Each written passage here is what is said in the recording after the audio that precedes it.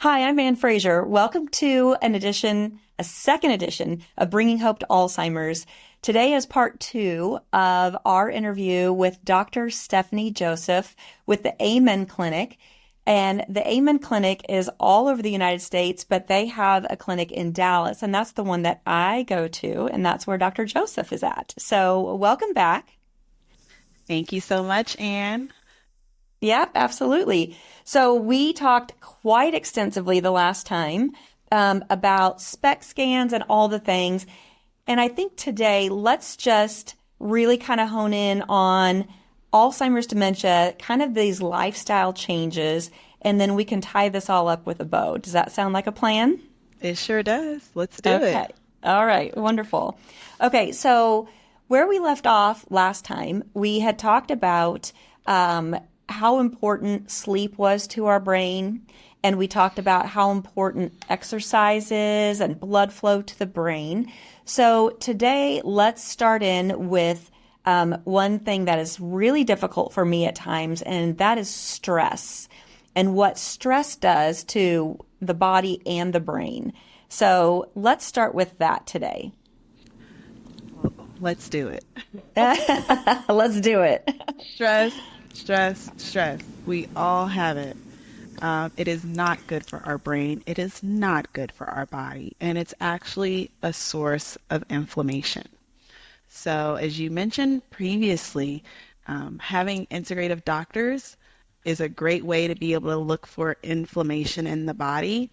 Suspect we can see signs that there might be inflammation in the brain, but then at Amen Clinics, we also have some phenomenal integrative doctors where we can see where is inflammation showing up in your body.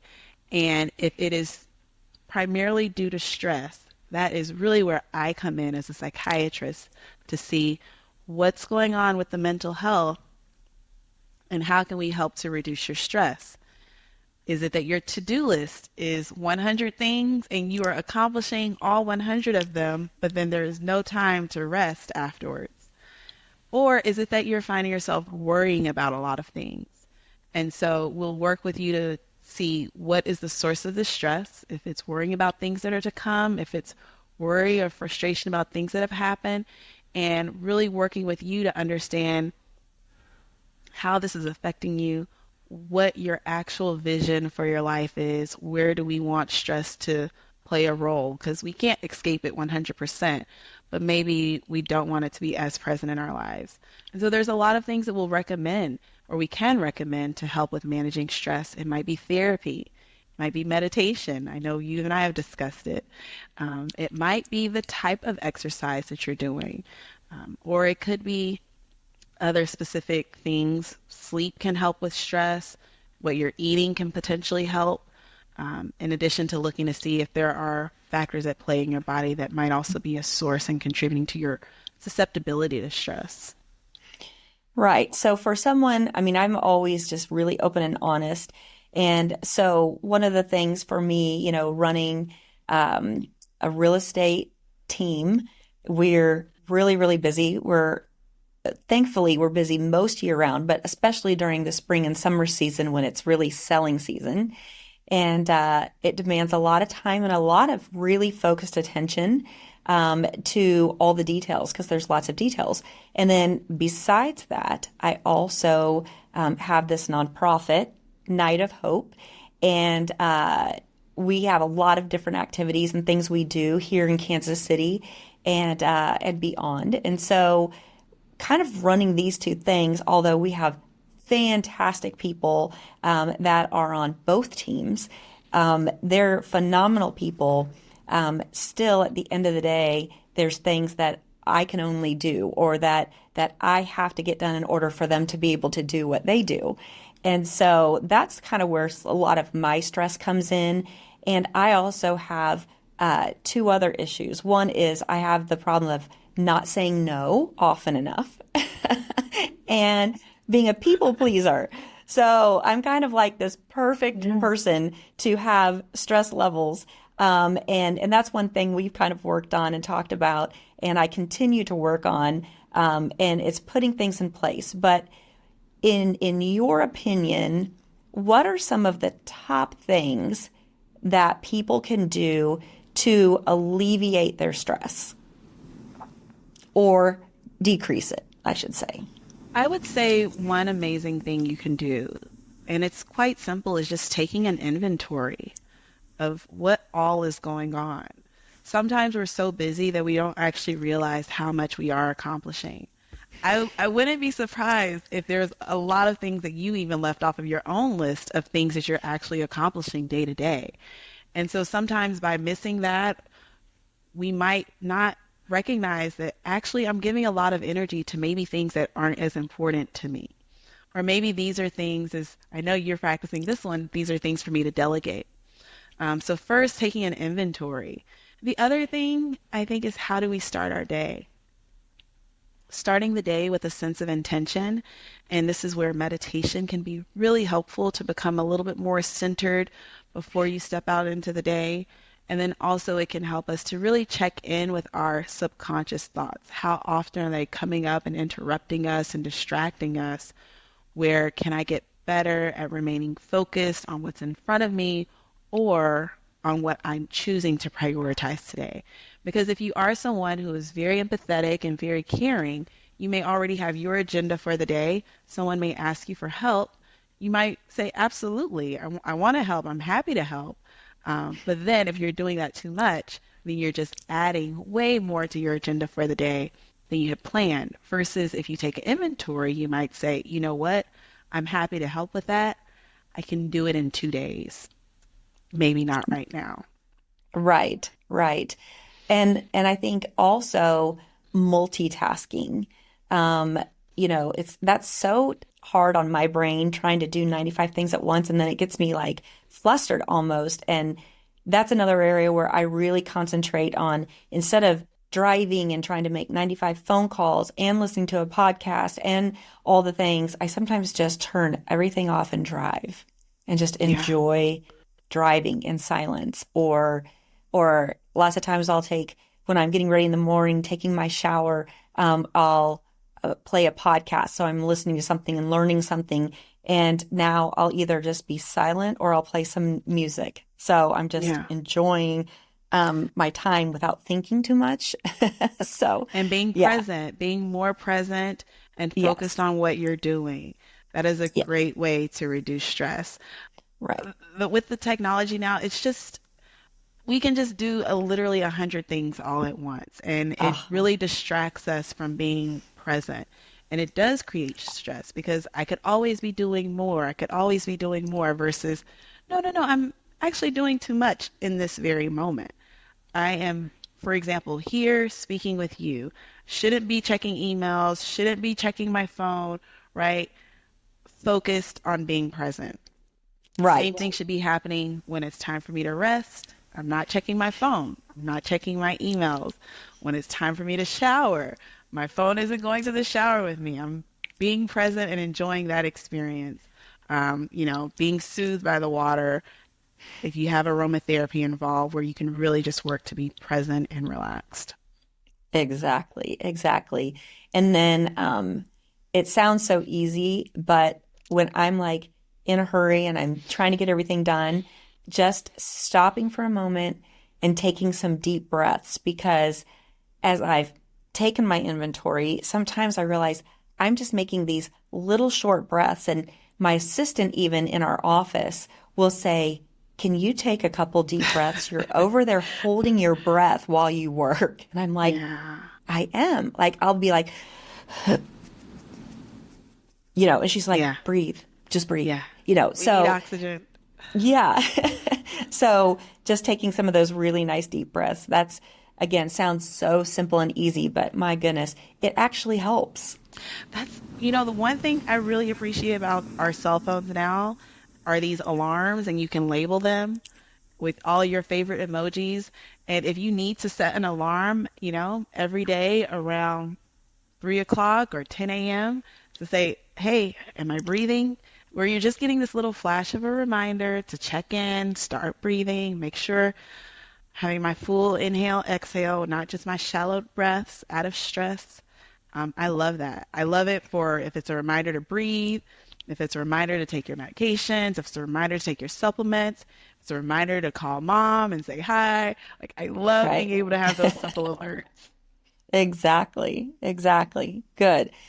All right, let's talk about, because I'm thinking of the 5 to 6 pillars that we talk about at Night of Hope. And so let's talk about nutrition.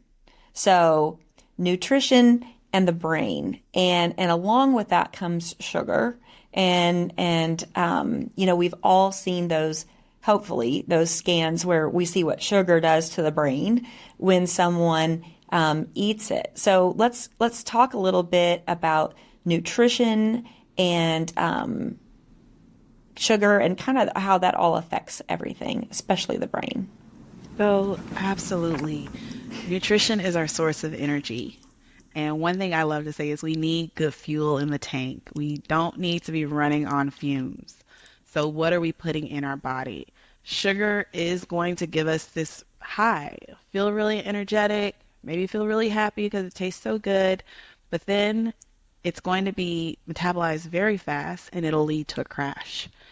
It can also contribute to inflammation and potentially contribute to a lot of medical conditions, diabetes, heart disease, Alzheimer's, dementia. We really want to try to reduce our sugar intake, as well as other foods that individuals may find to be inflammatory, and really trying to make sure you're consuming nutrient-rich foods.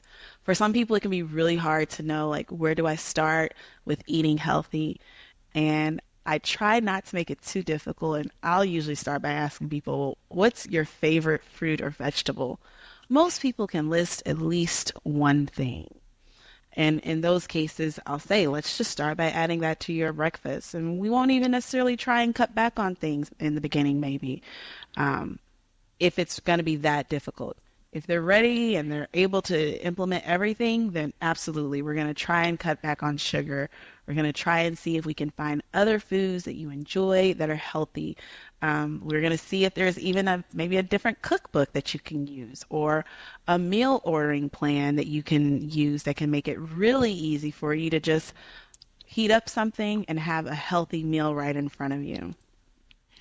Right. So my integrative functional medicine doctor, she says if it comes with a barcode, a box, or a bag, then you maybe ought not consume that. And I loved that. I thought that was such a really great thing. And now, of course, even your organic fruit, they'll put a little sticker on there that has a little Yeah. barcode to make it easier. But normally, though, it doesn't come with that And it's typically. like the grocery shopping around the perimeter, right? Where you're getting more of the Correct. whole foods versus the processed foods. Absolutely. Exactly. Exactly. So I thought that was a good little rule of thumb.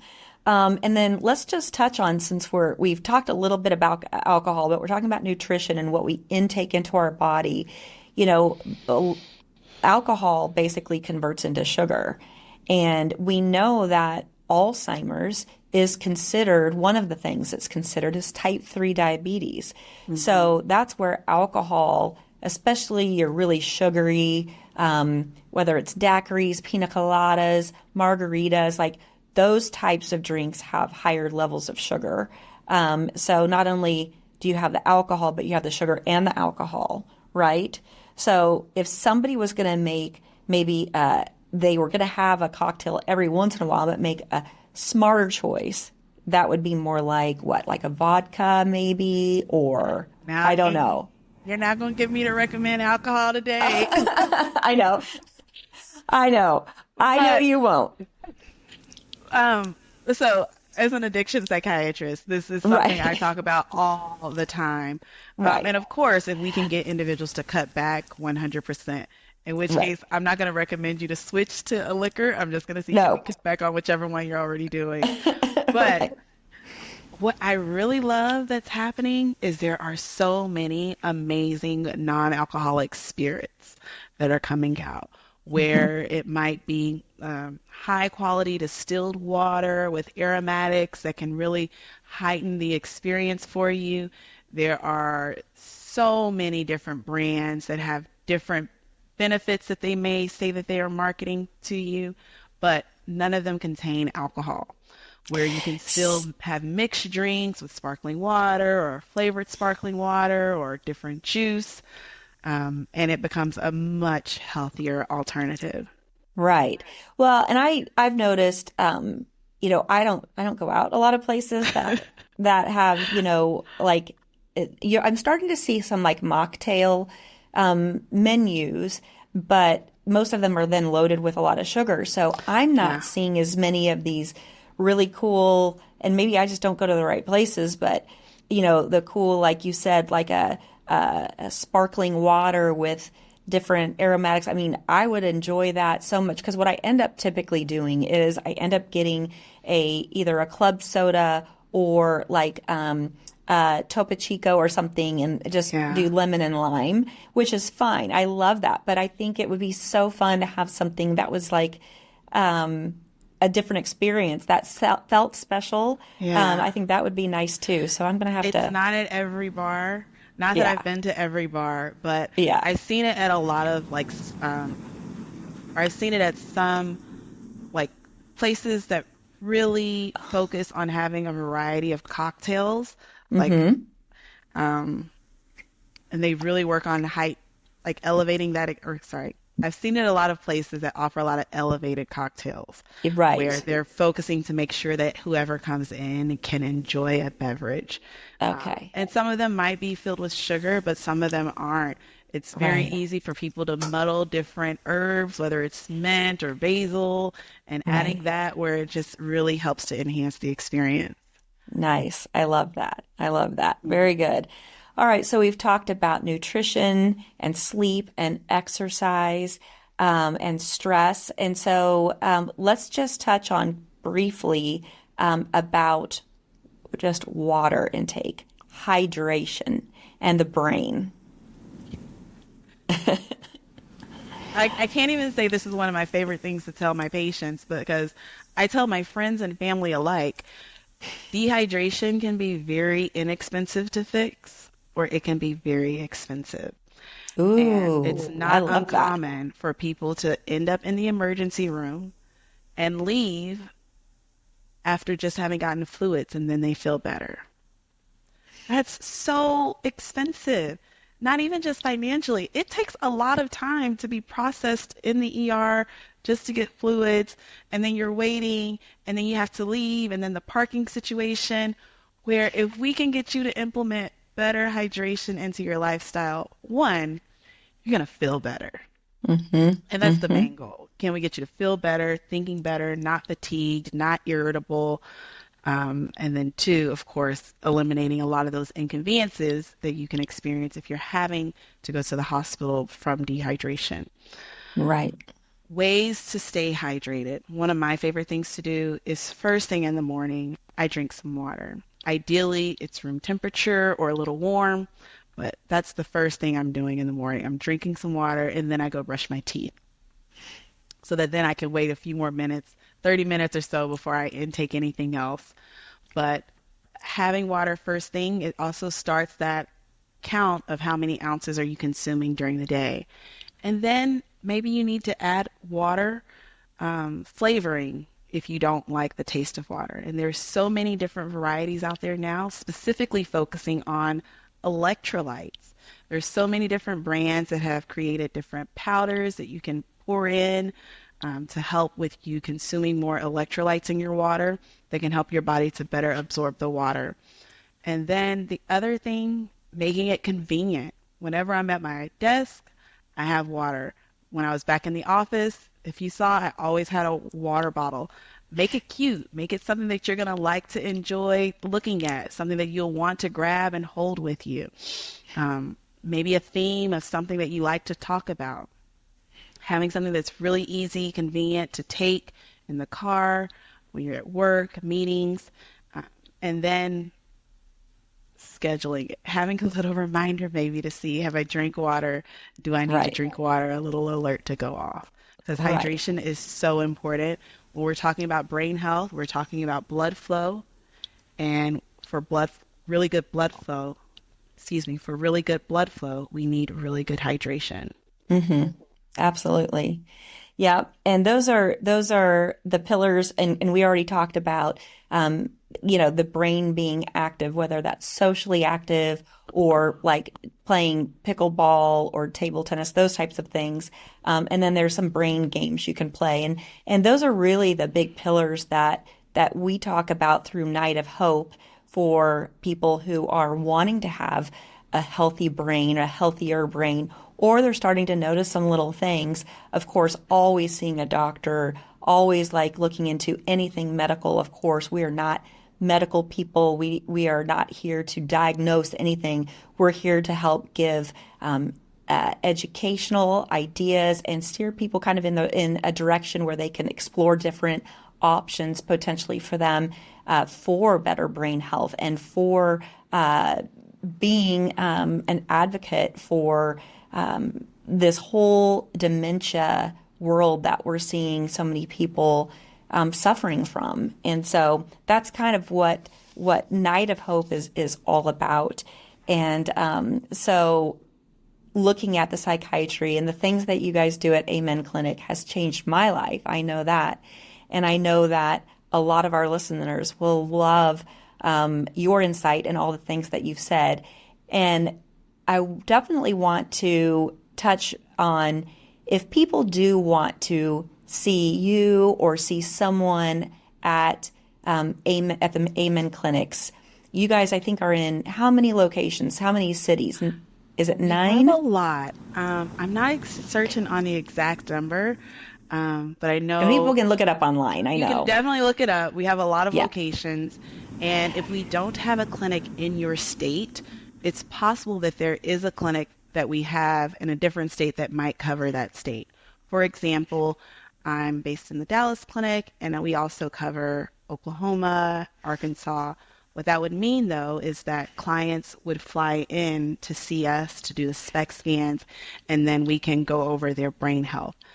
So unfortunately, it would require traveling, but we're not only limited to the states that we're in. correct, correct. And I chose Dallas because my daughter and her family and my sister, they all live there. So it was easier Yes. for me to just include that in on one of my trips. So, but wonderful. So, what have we not touched on that you would like to talk about brain health, the Amen Clinic, and Alzheimer's? I think one of my favorite things to also emphasize is that people are extending themselves grace. And as you're working towards optimizing your brain health, as you're taking that inventory of what all is going on and what you want to improve upon, that you do it with grace, that you do it with love for yourself, the same way that you would show love towards a dear friend, and that you continue to try your best, but doing so with grace. I think that just makes it more of a pleasant experience where you can laugh, enjoy all the changes, if there are different challenges, where it's not too intense, where you don't get frustrated. And that's one of the great benefits that I like about practicing meditation. Meditating can be really hard for some to be able to sit still and focus, but the practice of just becoming aware of one's thoughts and being gracious in redirecting yourself to whatever you're focusing on is a really wonderful practice of extending yourself that grace. And then with our work in Amen Clinics, we have a lot of different levels of things that we offer. For example, I'm a psychiatrist, so we have licensed medical providers, we have therapists, we have integrative doctors, we have nutritionists, and some of our clinics may also have other interventions such as hyperbaric oxygen therapy, or other different types of treatment modalities that we can share. And also, if we don't have something that's really important for your treatment plan, it will not hold us back from recommending that to you, even if it's outside of our clinic. Our goal for you is to really optimize your brain health, eliminate things that are causing you harm, whether it is environmental toxins, voluntary toxins, the food that you're eating, maybe situations individuals are putting themselves in, and then to really work on those fundamental blocks of you having a healthy life. And if we need to add on additional tools to help you do so, we're ready to implement that into their treatment plan. Very good. Very good. Yeah. You are a one-stop shop, so to speak. In a lot of ways, we absolutely are. I love And the that. other thing is, we're doing this work too. I am here trying to be as great of a brain warrior as Miss Ann. And so I think that's one thing that's pretty unique is that we all are choosing to be here. We all really appreciate the brain health work that we do. We have an environment that is brain health friendly. We're eating healthy. We're drinking healthy at work. I really love this environment. We are really trying to practice what we preach. And again, in that compassion and grace towards self, um, we really do try and model it. Yeah. And you do, and I can speak to that. You absolutely do. So Yeah. I think that's awesome. Very good. Well, we have taken so much of your time, and I cannot thank you enough. And just as my own doctor, I appreciate you for all that you do, not just for me, but for everybody. And I think the Amen Clinic is just fantastic, just top notch. And a really fun little thing the other day, I know it wasn't actually Dr. Amen, but Dr. Daniel Amen liked one of my posts. And I was just like, oh, he liked one of my If posts. who knows? Maybe it was. I That's don't know. awesome. Yeah. So I Yeah. thought that was really cool. So anyway, but thank you again for your time. And we'll look forward to continuing. We might do another time together on a podcast down the road, but I appreciate it. And thank you so much. And go ahead. Sorry. Thank you. Thank you so much for extending Absolutely. the invitation. Yes. Thank you for the work that you're doing because our work is not possible if there are not people on the outside that are really helping to support that community aspect. So thank you for all the work that you're doing to help with supporting research to prevent Alzheimer's. And this was so much fun, and I'm very, very grateful that you invited me and that we were able to coordinate where it worked. So thank Yeah, you. absolutely. Absolutely. Yeah.